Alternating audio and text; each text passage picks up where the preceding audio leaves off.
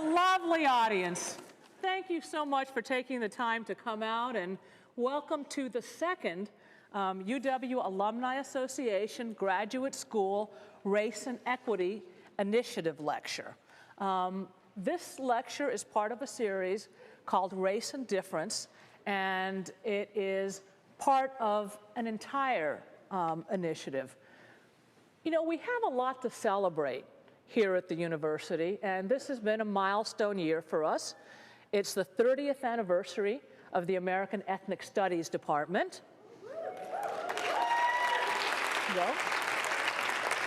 It's the 45th anniversary of GOMAP, the Graduate Opportunity Multicultural Achievement Program. And it's the 45th anniversary of Gender, Women, and Sexuality Studies. Used to be called Women's Studies. And these and other programs really provide a foundation for our ongoing efforts. But, you know, one of my favorite Martin Luther King quotes, and his birthday is tomorrow, we'll celebrate it on Monday, and we have events all week, is that, you know, the arc of the moral universe is long, but it bends towards justice. The fact that these programs now are 30, 45 years old show that we've made some progress. But we have a heck of a lot more work to do. And universities, there's no better place to do that work than at universities. I'm not proud of the diversity at this university in that I think we should have a lot more. Having said that, this is probably one of the most diverse places that our students will ever be, partly because we're so segregated every place else. But we won't really be able to take advantage of what you learn from diversity, from being in situations where you share different perspectives and look at things from different angles and deal with difference, as this talk will, if we can't talk across differences. And that's a really hard thing to do. Right before this series, we were at Wash Labatt, the intellectual house, and if you haven't been there, it's a beautiful place that really feels, you know, warm and makes it, I think, a lot more possible to be vulnerable with each other. And we were doing a talk. And if I do say so myself, I did a brilliant introduction. I talked about why diversity was important in physics, and you know, and I was talking about how these conversations, talking about difference, really required us to be vulnerable, regardless of who we were. And I said that, you know, for students from majority backgrounds, it was hard because sometimes they're not sure about the language and they're scared of committing a microaggression and of, you know, looking stupid and, you know, how do you talk to someone else? And for the students who were not majority students, they're really vulnerable too. They might really get hurt. Someone might say a difficult thing to them and they don't know how to respond. And I went on, and then someone, about halfway through, I had been kicking it with Ed for a while, a young man who was there for the talk comes up to me and says, you know, someone at my table would like you to join us so that we can talk about some of the language you used. And I said, okay. And, you know, I sat down with this group, and this young woman, graduate student here, said to me,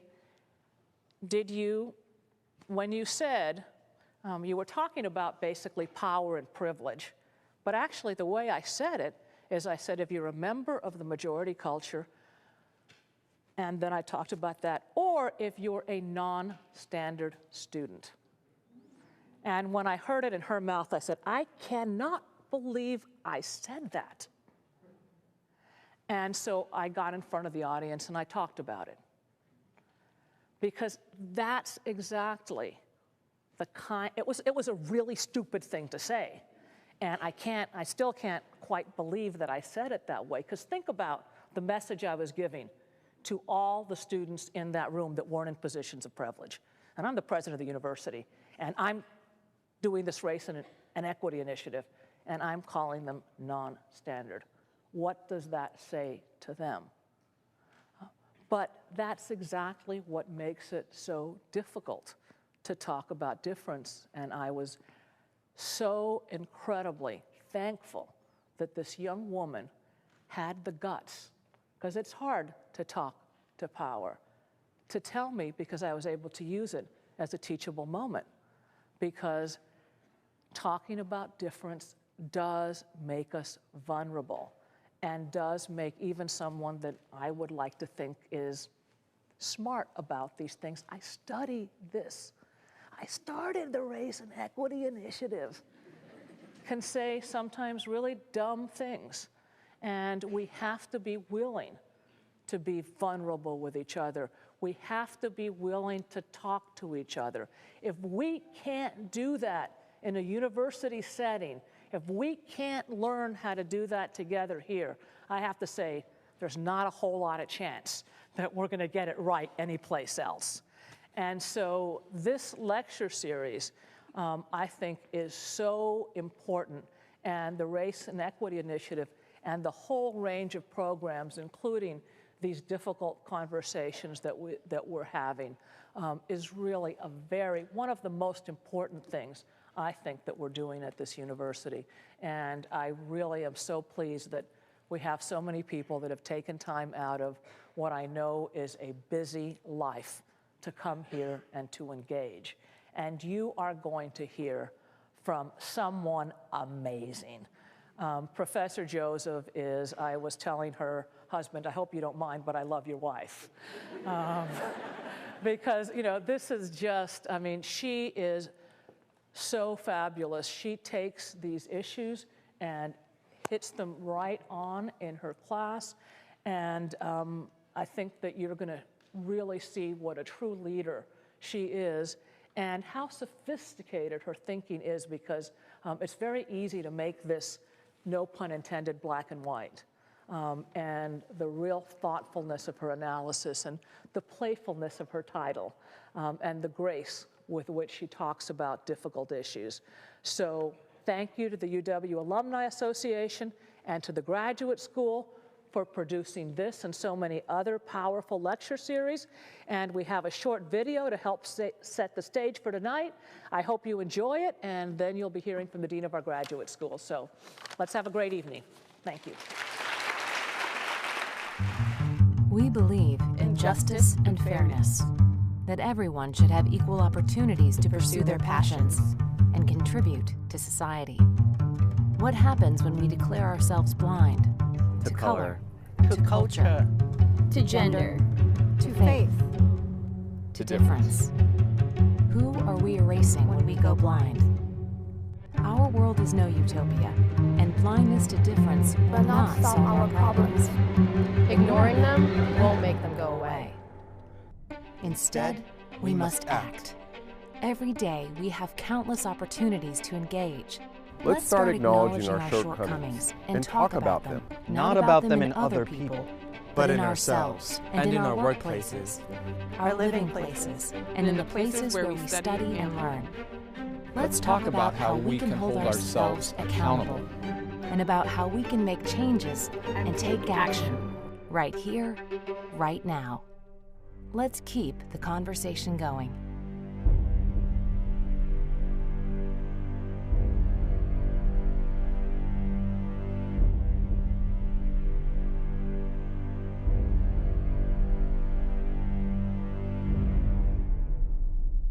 Good evening.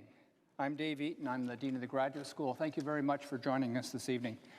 Before we launch into the rest of this, I have the usual reminder to make sure your cell phones are turned off, and you can't record this video because KUOW and UW-TV are doing it for you. So make sure that you have your phones turned off and no videotaping, and that's wonderful news because you will be able to come back and look at this again and again on KUOW. The foundation of this digital short that you just saw was inspired by President Kelsey's call for a race and equity initiative last spring. I'd like to take this moment to again thank President Kelsey and all of those in the administration who have really been visionary leaders and who really care about social justice. So join me in thanking President Kelsey, please.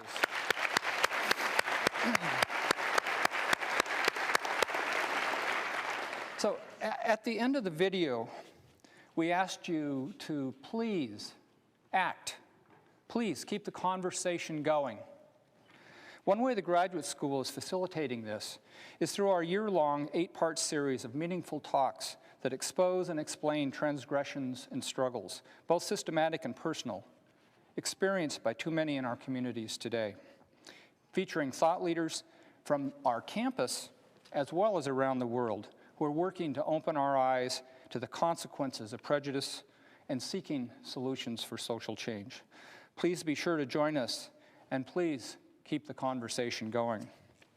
Tonight, we're really excited to offer our second speaker in this series, our very own Professor Ralina Joseph.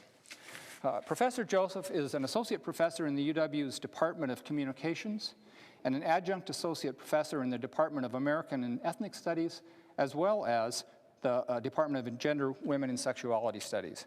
She's also the founding director of the UW's new Center for Communications, Difference, and Equity. She received her PhD and her Master of Arts in Ethnic Studies from University of California, San Diego, and a Bachelor of Arts in American Civilization from Brown University.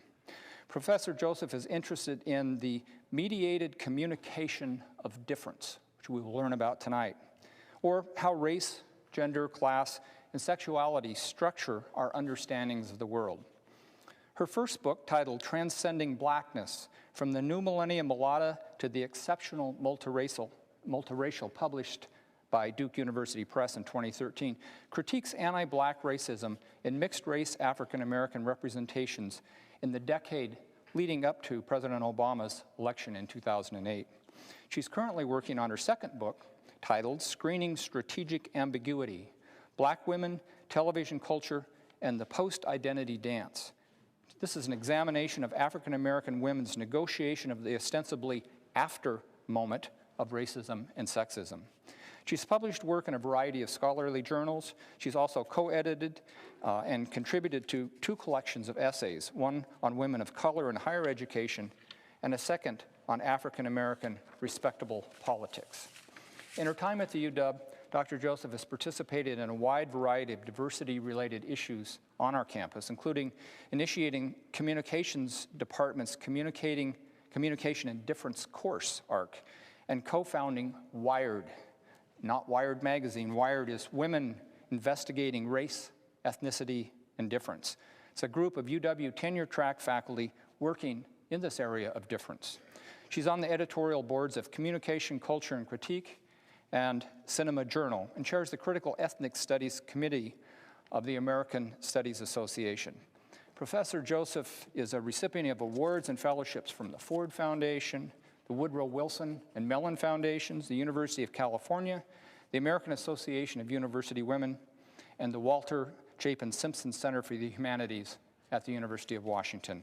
Please join me in welcoming Dr. Ralina Joseph.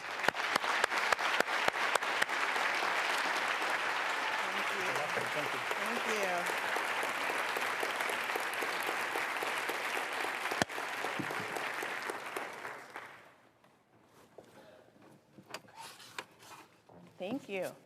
Thank you so much. I kept on saying I was going to have a Marco Rubio moment throughout the whole talk, so excuse me. Thank you so much for that introduction. I am a first-generation college student, and as an undergraduate, I would not have imagined that I would stand up in a lecture hall this size to ask a question, much less be the one at the podium speaking. So thank you all for coming here tonight. I want to thank President Kelsey, Dean Taylor, Dean Eaton, Yvette Moy, and all of the members of Yvette Moy's team who've worked so hard on this event. Thank you to Provost Baldesty for creating my position when he was my department chair so many years ago.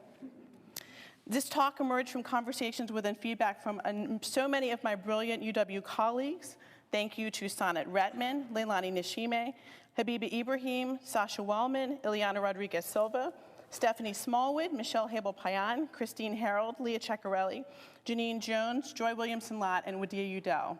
Thank you to Gina Aftab, the CCDE's program manager, who truly makes everything happen for us, and to all of the CCDE volunteers who are here tonight. A special thanks to Elisa Yamaguchi, who is our Twitter intern and set up our hashtag for any of you all who are tweeting tonight. The hashtag is Difference in Equity.